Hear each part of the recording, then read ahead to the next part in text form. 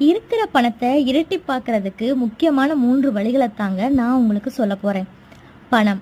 மனிதன் உயிர் வாழ்றதுக்கு அடிப்படை என்னன்னு கேட்டா, நம்மள பல பேர் சொல்லுவோம் உணவு, உடை, உறைவிடம்னு. ஆனா அதையெல்லாம் வாங்குறதுக்கு கூட அதை விட முக்கியமானது பணம் தானங்க. பணம் எல்லாம் ஒண்ணுமே இல்லப்பா, குணம்தான் பெருசு அப்படின்னு சில பேர் சொன்னா கூட, தேவையான நேரத்துல தேவைப்பட்ட இடத்துல அந்த பணம் நம்ம கையில இல்லாம கதிகலங்கி நிக்கிறவங்களுக்கு தான் தெரியும் அந்த வாக்கியம் ஒண்ணுமே இல்லைன்னு. அப்படிப்பட்ட பணத்தை பெருக்கிறதுக்கு யாராவது உங்களுக்கு வழிகாட்டினா எப்படி இருக்கும்? அதை தாங்க இந்த கதை மூலமா உங்களுக்கு நான் சொல்ல போறேன். வாங்க கதைக்கு போலாம். நான் மதி, இது மதி புக் டைம்.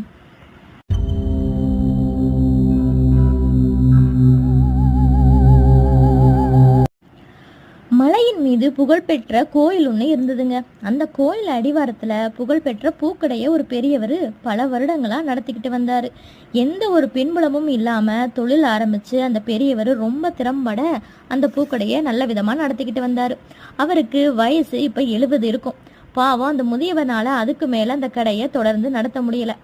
அவரு ஒரு நாள் தன்னோட பசங்களை கூப்பிட்டு விட்டாரு. தன்னோட மகனையும் மருமகளையும் வர சொல்லியிருந்தாரு. அவங்களும் வந்தாங்க.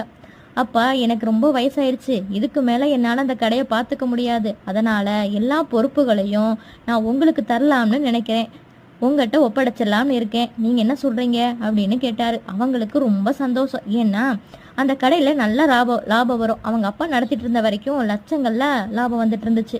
அவங்களுக்கு இதெல்லாம் நம்ம பார்த்துக்க போறோங்கிற சந்தோஷம்.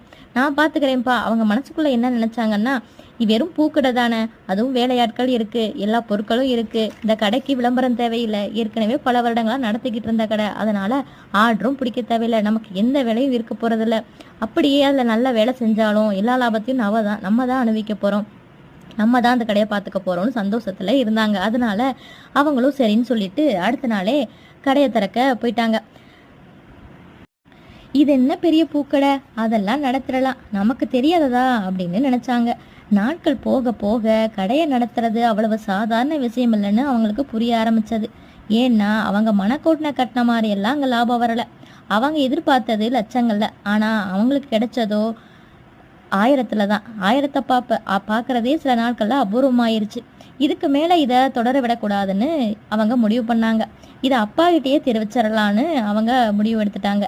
ஏன்னா அவங்க யோசிச்சு பார்த்தாங்க, சிக்கனமா இருந்து பார்த்தாங்க, கடினமா உழைச்சும் பார்த்தாங்க. அவங்களால எதையும் மாற்ற முடியல, லாபத்தையும் கொண்டு வர முடியல. ஒரு நாள் அவங்களுக்கு பயம் வந்துருச்சு. முதலுக்கு மோசம் வந்து இருக்கிறதும் கூட கையை விட்டு போயிருமோ அப்படின்னு 2 பேரும் கதைகளையும் போயிட்டாங்க. நம்ம அப்பா கிட்டே போய் நடந்ததெல்லாம் சொல்லி ஆலோசனை கேட்கலாம் அப்படின்னு